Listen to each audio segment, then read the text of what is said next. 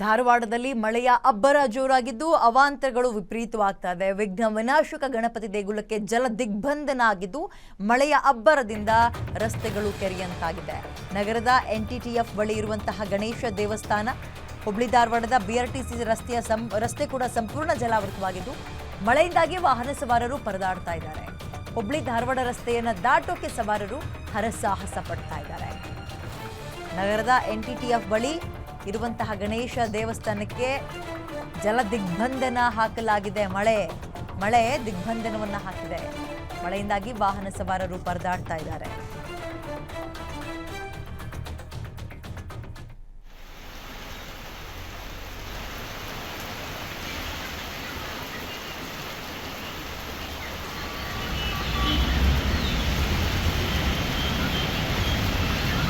ಧಾರವಾಡದಲ್ಲಿ ದೃಶ್ಯಾವಳಿಯನ್ನು ಗಮನಿಸ್ತಾ ಇದ್ದೀರಿ. ವಿಪರೀತ ಮಳೆಯ ಪರಿಣಾಮ ರಸ್ತೆಗಳೆಲ್ಲವೂ ಕೂಡ ಜಲಾವೃತವಾಗಿದೆ. ಮಳೆಯ ಅಬ್ಬರದಿಂದ ರಸ್ತೆಗಳು ಕೆರೆಯಂತಾಗಿದೆ. ಗ್ರಾಮದೊಳಗೆ ನೀರು ನುಗ್ಗಿದೆ. ದೇವರಿಗೂ ಕೂಡ ಇಲ್ಲಿ ನೆಮ್ಮದಿ ಇಲ್ಲ. ದೇವರಿಗೂ ಅಥವಾ ದೇವಸ್ಥಾನಕ್ಕೂ ಜಲ ದಿಗ್ಬಂಧನ ಹಾಕಿದ ಪರಿಸ್ಥಿತಿಯಲ್ಲಿ ನಿರ್ಮಾಣ ಆಗಿದೆ.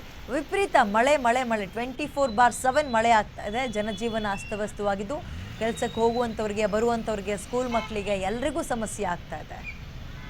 ಇದು ಧಾರವಾಡದಲ್ಲಿ ವಿಪರೀತ ಮಳೆ ಆಗ್ತಾ ಇರೋದರ ಪರಿಣಾಮ. ಸದ್ಯ ಆ ಭಾಗದಲ್ಲಿ ಚಿತ್ರಣ ಹೇಗಿದೆ ಅನ್ನೋದನ್ನ ನಿಮ್ಮ ಕಣ್ಮುಂದಿಡುವ ಪ್ರಯತ್ನವನ್ನು ನಾವು ಮಾಡ್ತಾ ಇದ್ದೀವಿ. ಈ ಒಂದು ವಿಘ್ನ ವಿನಾಶಕ ಅಂತ ಕರೆಸ್ಕೊಳ್ಳೋ ಗಣಪತಿ ದೇಗುಲಕ್ಕೂ ಕೂಡ ಮಳೆ ದಿಗ್ಬಂಧನವನ್ನು ಹಾಕಿದೆ. ಆಳೆತ್ತರದ ಬಸ್ಗಳು ಆ ಮಳೆ ನೀರಿನಲ್ಲೇ ಹೋಗಬೇಕು. ಆ ಕೊಳಚೆ ನೀರಿನಲ್ಲಿ ಜನ ಪರದಾಡ್ತಾ ಇದ್ದಾರೆ.